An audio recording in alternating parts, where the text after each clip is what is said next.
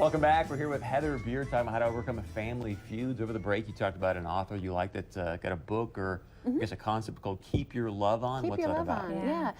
Danny Silk, he's an author out of Northern California. His book came out last year called Keep Your Love On. And there's 3 components to keeping your love on: connection, communication, and boundaries. And this is just a really fantastic book on relationships. It just, marriage, friendship, family, coworkers, whatever. It's just fantastic for just keeping good relationships going.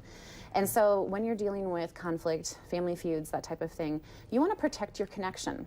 You know, really, do we want to end our relationships with our family members? No, we don't. Is there an appropriate time to do that? Yes, there can be. But when you're going to address issues with someone, you want to treat them in a loving and respectful manner. And so that's where, you know, going back to what I said about if you're just really angry about these things, then let's deal with the anger first. We need to do that. Don't just stuff it or don't ignore it. Let's deal with that, get those things out, and then let's go in a loving way and say, this hurt me so much. So that's a way to say, like, I care about our connection. I don't want to just leave this alone and just let this, you know, elephant in the room be there all the time. And the second thing then is communication. So how are we communicating with people? Are we speaking in ways that they understand? Are we being attacking? You know, are we attacking them? Are we coming across as we care about you? The other thing too is when you're getting into a dialogue with someone, you want to use I statements, you know, like I felt feel very, this way. yes, Okay.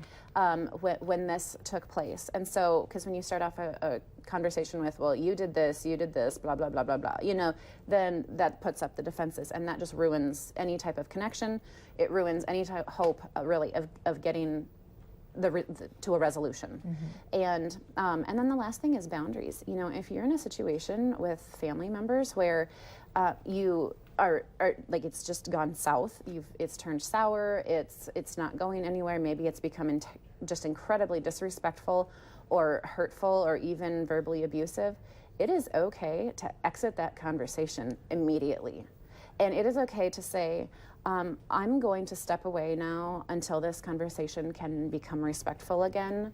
You don't have to put yourself in situations where someone's coming at you just continuously and whether it's calling you names or being hurtful or saying bad things about whatever. But it's okay to say, I'm leaving this conversation until it can become a respectful conversation again. And having those boundaries is very appropriate. That sends a very strong message to people that not only am I about respect, but I want to respect you too. And I can't respect you when you're being like this. And it can also infiltrate into your family too. If you've got young ones, or I mean, they're hearing it too.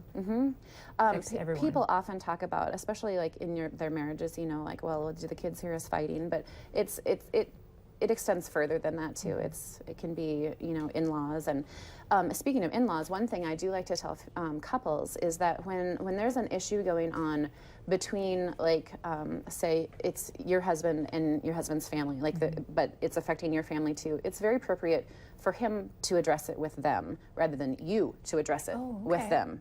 Because he's the one who's in that family system, and yes, you're married, and yes, you're part of the family, but it's more appropriate to have him initially address it. If you need to come in later, you know, and be part of the conversation, I think that's also very appropriate, but initially, let the original family member take care of those things.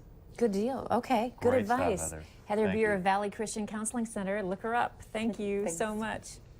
All right, coming up tomorrow, the age-old question of that many mothers have: breast or bottle feeding. We'll talk to an expert. Also, if you want to see a certain relationship topic, maybe here on North Dakota Today, very easy to let us know your thoughts. Go to our Facebook page and leave us a message. You can always email us your questions to info@ndtoday.tv. Stay with us. Much more coming up right after this.